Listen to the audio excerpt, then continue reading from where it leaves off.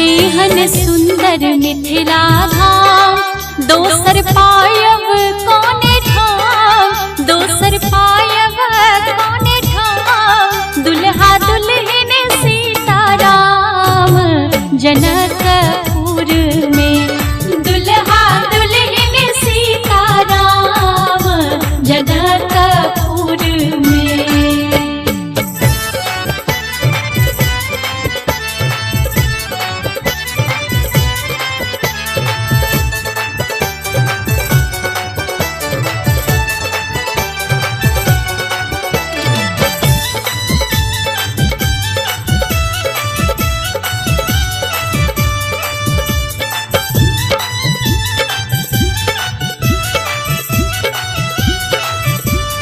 हमने करबै ककरो आस, जखन मिथिला हम